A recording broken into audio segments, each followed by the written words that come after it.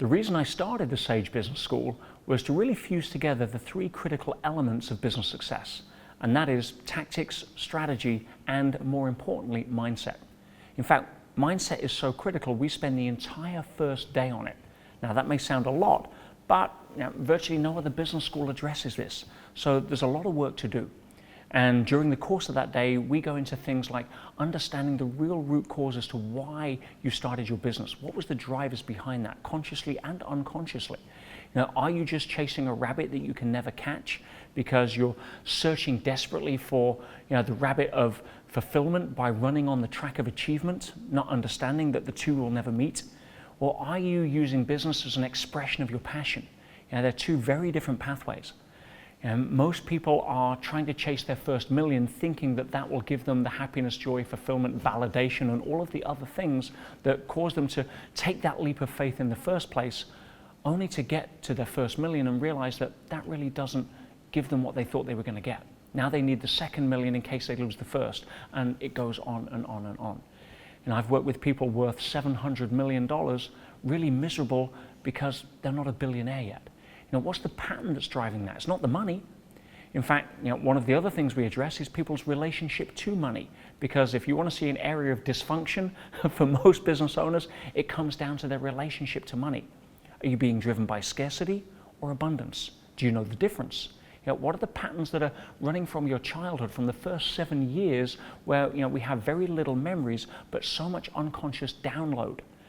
Most children, and people don't understand this, don't even have access to conscious brainwave patterns until the age of 8 or 9. What does that mean? That means that all of the influence that you took from your parents, from your environment, all of the different phrases, money doesn't grow on trees, better be safe than sorry, you have to work hard to make a living, whatever it may be, all of those programs downloaded when you were a kid are still running 95% of the time when we're what I call sleeping awake or unconscious. How do you address that? You go to business school and learn different techniques, but the person that's applying them is unconscious 95% of the time. We know that because you're driving down the highway, the freeway, or the motorway, and guess what? You don't know what just happened for the last 2 miles. We're doing it unconsciously through habit.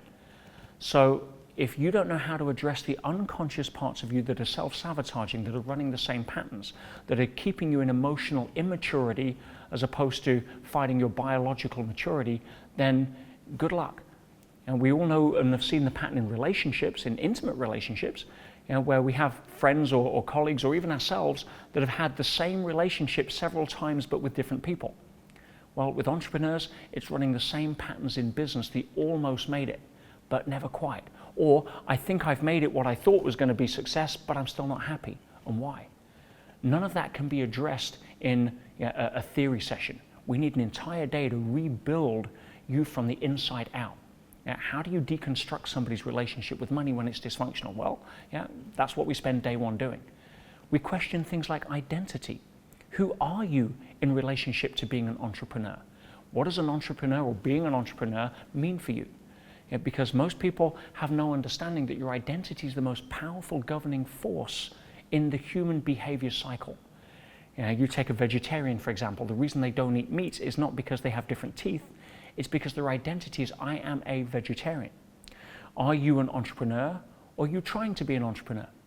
If you're trying to be an entrepreneur, if you're trying to be successful, by definition you never will be, because it's always something that you're not right now.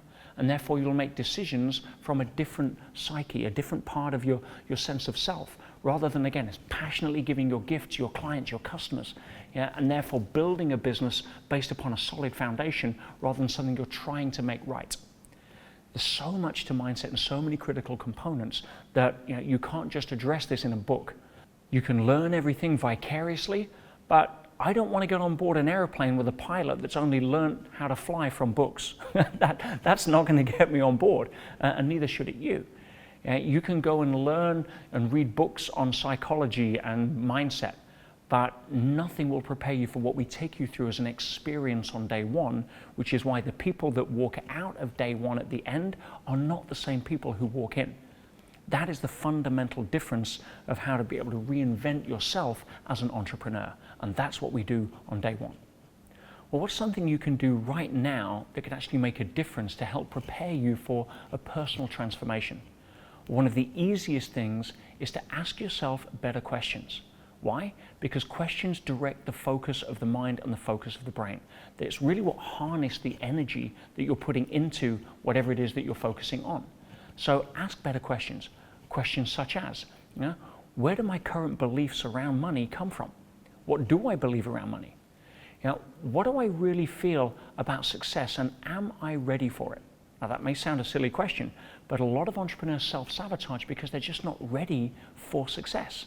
And that could be that they grew up in an environment where they feel that if they were successful, it would disassociate them from the people that they care about most, or their friends or family. Or their parents had a particular work ethic that saw entrepreneurs in a negative light. Ask better questions. What am I when I look in the mirror? Who do I see? Do I see somebody who's successful or somebody who's trying? Do I see somebody who is still trying to prove himself or herself to the world? When was the last time you took 10 minutes to even ask these questions or sit with the answers and be honest about them? What are some of the better questions you could come up with, knowing that the patterns that you've ran historically are staring you in the face? Rather than distract ourselves and really then get caught up in being busy in the business. Remember, mindset is everything. Get this right, ask better questions, and everything starts to change. So take the time right now and just sit with these questions and see what comes up. Rewind this video, watch it again, because each time you're going to get something new from it. Now, of course, if you just want to come to the business school and go through day one, we'll handle all of this for you. And if you found this useful and you'd like to know a little more about the business school and even get 25% off as a thank you for watching the video, click the button below. It'd be an absolute pleasure to be able to take you on that journey together.